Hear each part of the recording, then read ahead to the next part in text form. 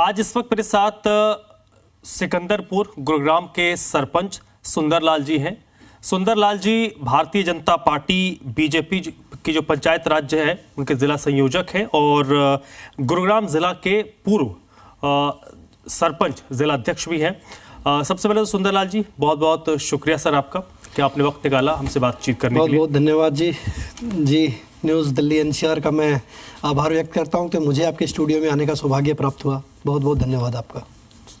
Sir पहला सवाल तो यही है, आप काफ़ी युवा, राजनीति में आने का आपने कैसे सोचा और वो भी आपने जो राजनीति में आने की जो सबसे पहली इकाई होती है पंचायत, वहाँ से शुरुआत करने का विचार कैसे आया?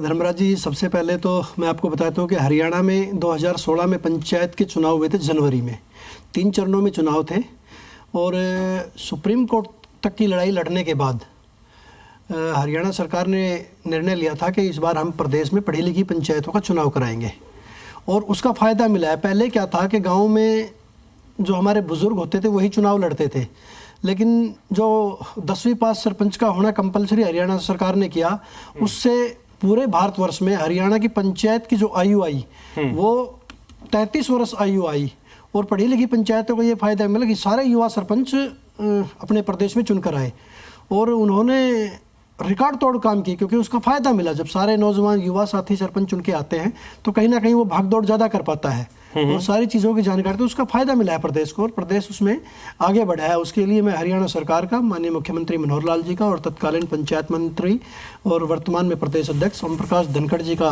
धन्यवाद करता हूँ कि उन्होंने पढ़ी लिखी पंचायतों के चुनाव कराए और वो आगे चल के वो पंचायतें बेहतरीन तरीके से अपने गाँव में, अपने ज़िले में और अपने प्रदेश में विकास कार्य करा सकी। राज्य के विकास में जो सबसे निचली इकाई होती है उसमें पंचायतों का रोल सबसे महत्वपूर्ण है। अगर पंचायत समृद्ध होगा, गांव समृद्ध होंगे तो राज्य समृद्ध होगा। वहां पर आपका रोल कितना अहम था, क्योंकि आपको सीखने को बहुत कुछ मिला होगा? देखिए, पंचायत सबसे छोटी इकाई होती है और गांव, हमारा जो देश है और प्रदेश है वो लगभग 70% ग्रामीण अंचल से चलता है और स्वाभाविक सी बात है कि जब गांव के विकास कार्य कराने होंगे तो उसमें सरपंच और पंचायत उसकी सबसे महत्वपूर्ण भूमिका होती है। अब गुड़गांव ज़िले की बात करें, गुड़गांव ज़िले में बहुत धनंजय पंचायत भी है और उनके साथ गरीब पंचायतें भी हैं। मैं मेरी ही पंचायत की बात करूं तो मेरी पंचायत में कोई एफडी नहीं थी, कोई मतलब वो नहीं था, पैसा फंड कोई हमारे पास अपना नहीं था। लेकिन गुड़गांव ज़िले में ऐसी भी पंचायतें थी जिनके पास 150 करोड़ रुपया, 100 करोड़ रुपया, 75 करोड़ रुपया, इतनी बड़ी बड़ी अपना निजी फंड था। लेकिन विकास की दृष्टि से बात करें तो सरकार और CSR दोनों माध्यम से मिलाकर हमने लगभग 10 करोड़ रुपए के विकास कार्य अपने गाँव में कराए थे। वो जानकारी थी, CSR का पैसा, हमारे प्रदेश का पैसा यहाँ होता था, वो इकाई हमारे यहाँ थी मानेसर में और उनका पैसा जा रहा था मध्य प्रदेश में, छत्तीसगढ़ में। लेकिन जब वो जागरूकता थी तो वो पैसा हम अपने यहीं लगवा पाए। ये बहुत बड़ी बात थी हमारे लिए भी। तो पंचायत का अपना महत्व है और अब चूंकि वहाँ शहरीकरण हो गया तो अब वहाँ दूसरे महत्व है। देखिए, हमारी कोशिश है कि हम आपके विज़न को समझना चाहते हैं और जिस तरीके से आपका काम रहा है उसको हम समझने की कोशिश कर रहे हैं। गुरुग्राम ज़िला पंचायत के अध्यक्ष के तौर पर, जो सरपंच के एसोसिएशन के आप अध्यक्ष थे, आपका वो अनुभव किस तरीके का रहा? देखिए, 2018 मार्च 2018 में गुड़गांव सरपंच एसोसिएशन के मेरे सरपंच साथियों ने मुझे निर्विरोध अध्यक्ष चुन लिया था। हमारी 5 लोगों की टीम थी, उसमें अध्यक्ष मैं था, मेरे साथ मेरे उपाध्यक्ष साथी भी थे और कोषाध्यक्ष भी थे, प्रवक्ता भी थे। तो उस तरीके से हमारी 5 लोगों की टीम थी और बड़ा अच्छा हमारा रहा। नहीं तो हम बात करें तो पूरे प्रदेश में कोई गिने चुने ही चुनिंदा लोग होंगे जिन्होंने अपना ये टर्म पूरा किया हो। नहीं तो एक एक ज़िले में 5-5 बार अध्यक्ष बदले गए हैं। तो हमारा बहुत अच्छा सहयोग रहा और हम सब ने मिलकर, चाहे वो गुड़गांव सरपंच एसोसिएशन में मेरे साथ मेरे पदाधिकारी थे या मेरे सरपंच साथीगण थे, सभी का एक ही ध्येय था कि हमें अपने ज़िले में लगातार बेहतरीन तरीके से काम करके अपने ज़िले को सर्वश्रेष्ठ बनाना है और उसमें कुछ हद तक हम कामयाब भी हुए सारे साथी मिलकर। आज भी हम लोग सारे एकत्रित हैं, मिलकर काम कर रहे हैं। चूँकि वो क्षेत्र म्युनिसिपल कॉरपोरेशन में आ गया है, तो आज भी हमारा वही तालमेल है। आज भी पंचायतें हमारी एज इट इज़ काम कर रही है। भाई स्वाभाविक की बात है कि हमसे फाइनेंस जो वित्तीय जो पावर थी वो हमसे ले ली गई है, लेकिन प्रमाणित करने की पावर आज भी हमारे पास बरकरार है और सभी साथी उस पर हम खरे उतर रहे हैं आज के डेट में भी। डिस्ट्रिक्ट प्रेसिडेंट बीजेपी पंचायत राज के तौर पर भी आप काम कर रहे हैं और इस वक्त पंचायत और सरकार के बीच एक लड़ाई चल रही है, इस लड़ाई को आप कैसे देख रहे हैं? देखिए, ये 2018 में भी ई टेंडरिंग को लेकर कुछ वाद विवाद हुए थे। उस समय भी माननीय मुख्यमंत्री जी ने इस मसले को सुलझा लिया था। और ई टेंडरिंग का जो मसला है, मैंने पीछे भी एक चैनल पे बताया था, सरकार की सीधी सीधी मंशा है कि भाई 1 रुपया वहाँ से आए, वो 1 रुपया गांव में पहुँचे, वो 1 रुपया ही लगे। तो कहीं ना कहीं सरकार की ये मंशा साफ है। और जहाँ तक मेरी दृष्टि है, मैं अपने सरपंच साथियों भी आपके चैनल के माध्यम से अपील करता हूँ कि सरकार की मंशा को एक बार वो समझे। ये ई टेंडरिंग का जो मामला है, ये किसी भी दृष्टि से सरपंच के लिए कमज़ोर नहीं है, उल्टा सरपंच इसमें मजबूत हो रहा है। सरपंच काम कराएगा अपने गाँव में। एनओसी तो ई टेंडरिंग की भी अधिकारियों को या जो ठेकेदार काम करेगा सरपंच को ही देनी है। अगर सरपंच के मनमाफिक उसके मुताबिक पूरी पारदर्शिता के साथ, पूरे मटेरियल के साथ अगर वो काम नहीं है, सरपंच उसको लिख के ना दे, उसको प्रमाणित ना करके दे, उसको पेमेंट ही नहीं होगी। तो सरपंचों को कहीं ना कहीं ई टेंडरिंग का ये मसला एक बार समझना होगा। कुछ जिले ऐसे हैं जहां स्वाभाविक सी बात है कि मैं ये नहीं कहता कि सारे साथी, अपने सरपंच जो साथी हैं वो पूरे ईमानदार हैं। कुछ ज़िले में ऐसे आरोप लगते आए हैं, लेकिन कुछ ज़िले ऐसे भी जहां पूरी पारदर्शिता के साथ सरपंच काम करते हैं। तो मेरी आपके चैनल के माध्यम से ये अपील है सरपंच साथियों से कि भी एक बार इस पूरे मामले को समझ ले। ई टेंडरिंग का जो मसला है, ये किसी भी दृष्टि से सरपंच के खिलाफ नहीं है, सरपंच के हित में है। वो अपना काम पूरी ईमानदारी से, जो सरपंच अपना पूरा काम ईमानदारी से करना चाहते हैं, वो एक बार पूरे इस मसले को समझ ले। और मैं आपको बता भी रहा हूँ कि 6200 कुछ पंचायतें हैं हमारे प्रदेश में, उसमें से 5000 जो सरपंच हमारे साथीगण हैं वो सरकार के साथ आके खड़े हो गए हैं। उन्होंने प्रस्ताव दे दिया कि हम ई टेंडरिंग के साथ काम करना चाहते हैं। अब आते हैं मानेसर पर। म्युनिसिपल कॉरपोरेशन ऑफ मानेसर का भविष्य आप किस तरीके से देखते हैं, कैसा देखते हैं? अब मैं इस बात को भी कहूँगा कि हम लोग सौभाग्यशाली हैं। मुंबई के बाद गुरुग्राम दूसरा ऐसा ज़िला है जहां एक ज़िले में 2 नगर निगम। 2018 से गुरुग्राम सरपंच एसोसिएशन का विरोध रहा था। 2018 में हमें नगर निगम गुड़गांव में शामिल किया जा रहा था क्योंकि हमारे वहाँ शहरीकरण हो चुका है। लेकिन गुरुग्राम सरपंच एसोसिएशन 2018 से विरोध कर रही थी कि हमें नगर निगम गुड़गांव में शामिल नहीं होना। उसका कारण था गुरुग्राम नगर निगम पहले ही बहुत बड़ा क्षेत्र है, जिसमें आज की डेट में 8 लाख वोटे के आसपास गुड़गांव नगर निगम में है। सौभाग्य से 2019 में विधानसभा के चुनाव हुए। माननीय मुख्यमंत्री मनोहर लाल जी दोबारा प्रदेश के मुख्यमंत्री बने और पटौदी से हमारे विधायक सतप्रकाश जरावदा जी एमएलए बने। उन्होंने हम सरपंच हो की पूरी टीम को बुलाया, भाई इस तरीके को कैसे सुलझाया जा सकता है। अगर मैं अलग से नगर निगम यहाँ बनवा दूँ मानेसर को, तो आप लोगों का क्या है। अब हम लोग स्वयं, मैं आपको आप बीती बता रहा हूँ बिल्कुल जो वास्तविकता है, क्योंकि हम लोग भी स्वयं हैरान, हमें भी इस बात का अंदेशा नहीं था कि एक ज़िले में 2 नगर निगम हो सकते हैं। बिल्कुल। तो हमने भी, अगर ऐसा होता है तो हम नगर निगम का समर्थन कर देंगे, क्योंकि हमें तो गुड़गांव में शामिल, नगर निगम में हमें जाना था लेकिन हम गुड़गांव में शामिल नहीं होना चाहते थे। माननीय मुख्यमंत्री जी की नीयत ठीक थी और गुड़गांव के लोगों पर उनकी असीम कृपा भी रही है, उनका भरोसा भी बहुत हम लोगों पे करते हैं। उन्होंने 23 दिसंबर 2020 को हमें मानेसर नगर निगम के रूप में एक इतनी बड़ी सौगात दी थी जिसकी हम कल्पना भी नहीं कर सकते थे। गांव के लोग तैयार हैं गांव पंचायती राज से शहरी, क्यों शहरीकरण तो हो चुका है उस क्षेत्र का पूरी तरीके से। देखिए, गाँव के लोग पंचायतों में रह के खुश थे, लेकिन हमारे पास कोई ऑप्शन नहीं है जी। जहाँ शहरीकरण हो जाएगा वहाँ एक पंचायत की एक सीमित दायरा है बिल्कुल। अपने सीमित दायरे में रह के पंचायत काम करा सकती है। अब शहर के लोग किसके पास जाए फिर, ये सबसे बड़ी समस्या थी। तो कहीं ना कहीं पंचायत के लोगों को ये चीज़, गांव के लोगों को ये चीज़ समझनी पड़ेगी कि शहरीकरण होने के बाद नगर निगम बनना तय है। हम लोग तो सौभाग्यशाली है कि हमारा 30 गांव को मिलाकर 18 सेक्टर को मिलाकर अलग से नगर निगम बन गया, अलग से हमारा कमिश्नर बैठ गया, अलग से हमारा पूरी व्यवस्था अलग हो गई, पूरी सब कुछ व्यवस्था अलग होगी। तो कहीं ना कहीं ये हमारे लिए बहुत अच्छी बात है। उसमें मैं हरियाणा सरकार का, माननीय मुख्यमंत्री मनोहर लाल जी का और पटौदी से विधायक बड़े भाई सतप्रकाश रावत जी का हार्दिक आभार व्यक्त करता हूँ कि उन्होंने हमारे क्षेत्र की सुनी और मानेसर को अलग से नगर निगम बना दिया। चलिए, मानेसर नगर निगम का आपने स्वागत किया, तो मैं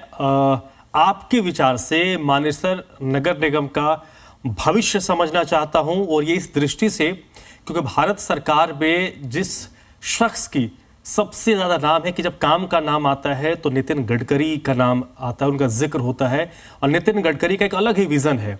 और वो जब कहते हैं कि ये वो क्षेत्र है जिसकी तुलना वो सिंगापुर और दुबई से करते हैं, तो वहाँ पर आपका नज़रिया क्या है? देखिए, मानेसर नगर निगम बने हुए 2 साल से ज़्यादा का समय हो गया, और किसी भी शहर को बसाने के लिए थोड़ा सा समय लगता है।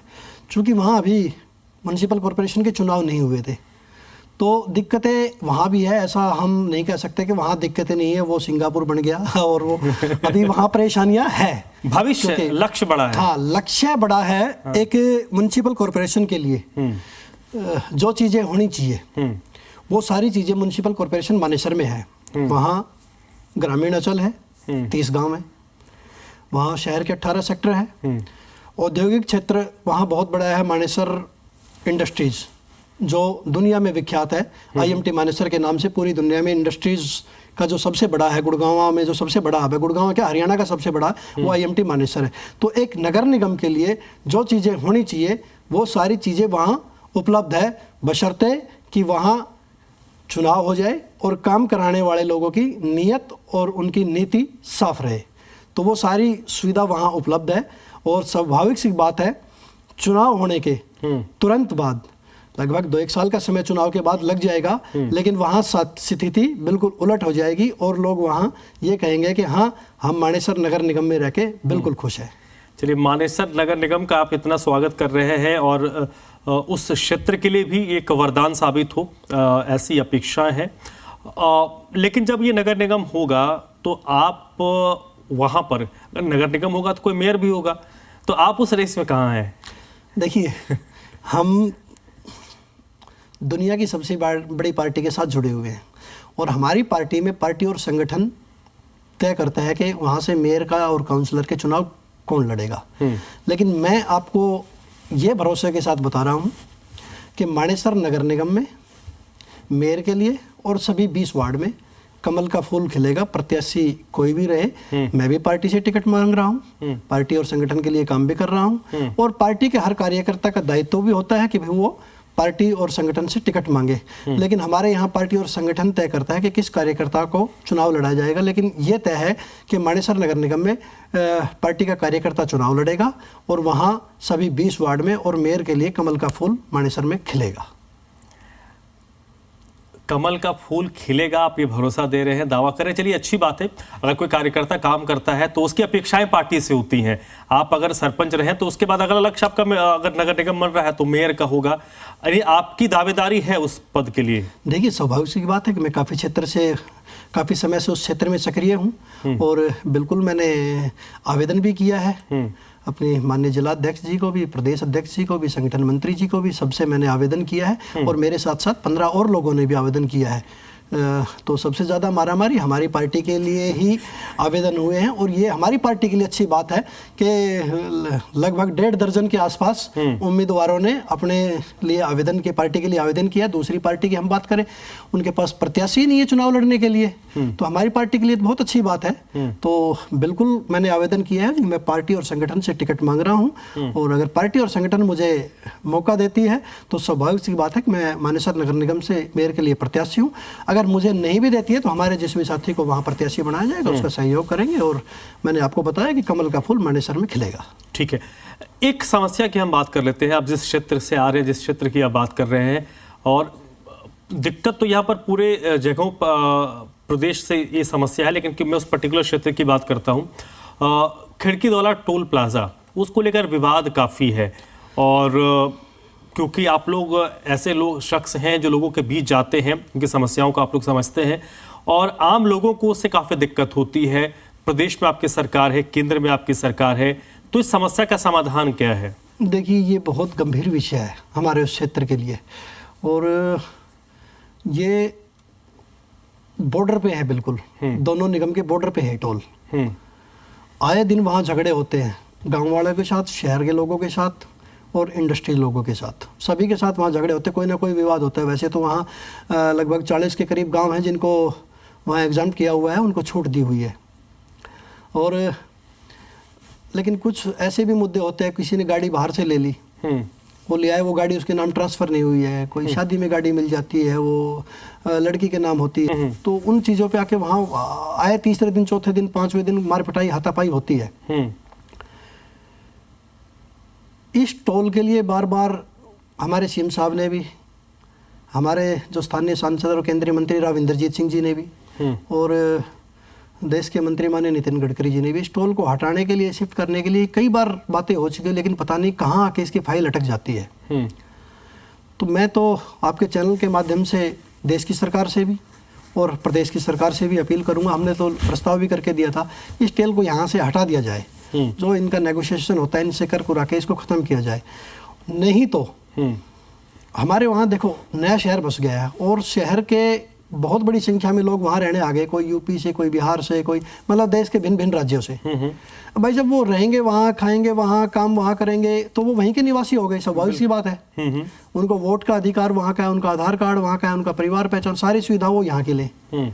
जब टोल की बात आए तो उनको बोल दिया कि भाई आप सोसाइटी में रहते हो। ओके।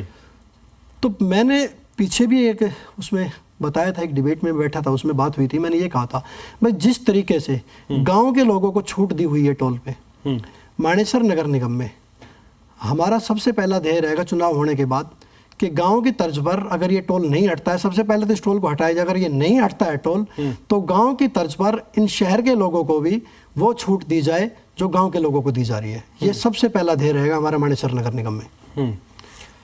चलिए, अब नगर निगम की हम बात कर रहे हैं तो थोड़ा उसके और विस्तार पर हम बात कर लेते हैं। सर सुंदरलाल जी, मानेसर वैसे तो डेवलप्ड है, लेकिन जब निगम ये बनेगा तो इस पर कुछ और चुनौतियां भी आएंगी। और जैसा हमने अभी थोड़ी देर पहले जिक्र भी किया कि लक्ष्य बड़ा होगा और देश के अलग निगमों के सामने मानेसर नगर निगम की एक अलग पहचान बने, उसका एक रोड मैप तो आपके दिमाग में ज़रूर होगा। देखिए, किसी भी शहर को सुंदर बनाने के लिए उसमें रोड, बिजली, पानी, स्वास्थ्य, ये ऐसी जो मूलभूत जो सुविधाएं होती है, ये सारी चीज़ें मैंने आपको बताया कि वहाँ है। अभी क्योंकि पंचायतों ने हमारे वहाँ बहुत बेहतरीन कार्य किया था और रिकॉर्ड तोड़ काम किया था पंचायतों ने, और ये क्षेत्र सीधा पंचायतों से निगम बना है। पहले पंचायतें थी, 2-1 साल का ये डिले होने के कारण वहाँ दिक्कतें आई है। सीवरेज का काम वहाँ शुरू हुआ है गांव में, स्वाभाविक सी बात है दिक्कतें आएंगी जब एक बार काम शुरू होगा, क्योंकि जब हम सरपंच बने थे तो कुछ रास्ते कच्चे थे, उनको बनाया हमने, पक्का किया, तो दिक्कतें आई। बिजली, पानी, रोड, सड़क, नाली, ये काम हमने पंचायत में पिछले 5 साल लगातार मिलके किया है। स्वास्थ्य, शिक्षा का हमारा एक सबसे बड़ा प्लान रहेगा कि जो CSR का जो पैसा है, जो हम गांव में लाइट पे, गलियों में, नालियों में, उसमें लगाते हैं, हमारा सबसे पहला ध्यान रहेगा मानेसर नगर निगम में जो हमारे यहाँ इंडस्ट्री है, जो उनका CSR का पैसा सरकारी स्कूलों पे लगे। क्योंकि सरकारी स्कूल हमारे वहाँ भाई, जब स्वास्थ्य, शिक्षा का एक ऐसा सिस्टम है कि प्राइवेट स्कूलों का बोलबाला वहाँ बहुत ज़्यादा हो गया है। सरकारी स्कूलों में जो बाहर के लोग हैं उनके बच्चे ज़्यादा पढ़ रहे हैं, गांव के, देहात के, अपने यहाँ के बच्चे कम हैं। और CSR का पैसा जब हम सरकारी स्कूल में लगाएंगे तो वहाँ स्थितियों में बदलाव आएगा। मैं अपने स्कूल की बात करूँ, 3 करोड़ रुपये एक निजी कंपनी ने पिछले 3 साल में अडॉप्ट किया मेरे सरकारी स्कूल को। एक निजी कंपनी ने 3 करोड़ रुपये से लगाकर वहाँ सरकारी स्कूल की स्थिति बदल दी। तो हमारा ध्येय रहेगा कि मानेसर नगर निगम के सभी 30 गाँवों में जो सरकारी स्कूल है, हमारा CSR का पैसा सारा उसमें लगे। दूसरा, स्वास्थ्य, 500 बेड का हॉस्पिटल अभी हमारे देश और प्रदेश की सरकार ने वहाँ दिया है। हम ये चाहते हैं कि हमारे वहाँ और भी बड़े हॉस्पिटल लाए जाए ताकि हम लोगों को गुड़गांव ना आना पड़े। बाकी बिजली, पानी, रोड, ये काम हम सरकार के साथ मिलकर करवाते रहे हैं, आगे भी हम करवाते रहेंगे। शहर के लोगों के लिए थोड़ी सी दिक्कतें हैं। वहाँ बिल्डरों ने मनमानी की हुई है। 24 मीटर के रोड पे किस तरीके से लाइसेंस दे दिए गए, उनको अलॉट कर दिया लाइसेंस और उनके पास आज भी कनेक्टिविटी नहीं है। ये सबसे बड़ा मुद्दा हमारा रहेगा कि हम उन 24 मीटर को रोड को किस तरीके से उस पर काम करें। तो जो मूलभूत सुविधाएं हैं उन पे कुछ पे तो हमने काम किया है और कुछ पे काम करना बाकी है। मैं आपको आपके चैनल पे बैठ के यहाँ बता रहा हूँ, आने वाले 5 साल में चुनाव होने के बाद मानेसर नगर निगम देश का नंबर 1 नगर निगम होगा। वहाँ किसी भी जो मूलभूत सुविधाएं की वहाँ ज़रूरत होगी वो हम सारे काम मिलकर वहाँ 20 वार्ड के मेंबरों के साथ और वहाँ के प्रमुख लोगों के साथ, ऐसा नहीं है कि वार्ड के मेंबरों के साथ ही, क्षेत्र के जो प्रमुख लोग हैं, जो जानकार लोग हैं, चाहे उसमें शहर के लोग हैं या गाँव के लोग, उनके साथ मिलकर एक पूरे तरीके से प्री प्लान करके माननीय मुख्यमंत्री जी को हमने भरोसा भी दिलाया था 13 फरवरी 2021 को कि आने वाले चुनाव के 5 साल के बाद आने वाले जो समय रहेगा वो मानेसर नगर निगम देश का नंबर 1 नगर निगम होगा। उसका कारण है छोटा नगर निगम है, 30 गांव हैं, 80,000 मतदाता है, 18 सेक्टर है, इंडस्ट्रीज है, शहर है, गांव है, सब तय करेंगे कि हमें किस तरह पर काम करना है। एक सवाल है आपके अनुभव के आधार पर, जब गांव की छोटी सरकार, पंचायतों को छोटी सरकार कहा जाता है, जब राज्य में, जैसे आप भारतीय जनता पार्टी से जुड़े हुए हैं और भारतीय जनता पार्टी की सरकार है राज्य में, केंद्र में भी सरकार है, तो जो डबल इंजन, ट्रिपल इंजन की बात होती है, इसका कितना फ़ायदा मिलता है? देखिए, हरियाणा हमारा जो प्रदेश है वो बड़ा समझदार है। हमसे 6 महीने पहले देश के चुनाव हो जाते हैं और देश में जो सरकार आती है, आप इतिहास उठा के देख लो, हरियाणा में वही सरकार रही है। 10 साल देश में कांग्रेस की सरकार थी तो हरियाणा में कांग्रेस की सरकार रही। अब माननीय मोदी जी की सरकार है तो हरियाणा में माननीय मनोहर जी की सरकार है। देश के चुनाव में 2024 में कोई बदलाव नज़र नहीं आ रहा। मैं अभी भी आपके चैनल पे बैठ के कह रहा हूँ कि हम लोग 400 सीट के आसपास जीतने जा रहे हैं, प्लस हो सकती है। हरियाणा का जागरूक मतदाता है। 2024 में हरियाणा में फिर से मनोहर लाल जी की सरकार बनने जा रही है और इस बार हम पूर्ण बहुमत की सरकार बनाने जा रहे हैं। उसका सीधा सीधा फायदा हमें छोटे चुनाव में मिलता है, ये स्वाभाविक सी बात है। और मानेसर और गुरुग्राम, फरीदाबाद और सिरसा भी 4 चुनाव जो अपेक्षित है, तो डबल इंजन की सरकार है। अब डबल इंजन की सरकार में मानेसर और गुरुग्राम और चारों यहाँ के मतदाताओं को सिर्फ करना क्या है, डब्बे जोड़ने का काम करना है। डबल इंजन की सरकार में डब्बे जोड़ देंगे हम। वहाँ के जागरूक मतदाता है, वो स्वाभाविक सी बात है कि तीनों हमारे नगर निगम और एक हमारी नगर परिषद, चारों जगह कमल का फूल खिलेगा और डबल इंजन की सरकार का हमें फ़ायदा मिलेगा। और डबल इंजन में डब्बे जोड़ने का काम वहाँ भारतीय जनता पार्टी के साथ साथ उनके जो कार्यकर्ता है, उनके पदाधिकारी है, उसके साथ साथ सभी तीनों निगम और एक नगर परिषद के मतदाता करने जा रहे हैं। चलिए सुंदरलाल जी, बहुत बहुत शुक्रिया, आपने वक्त निकाला हमसे बातचीत करने के लिए। बहुत बहुत शुक्रिया हमसे बातचीत करने के लिए। बहुत बहुत धन्यवाद जी।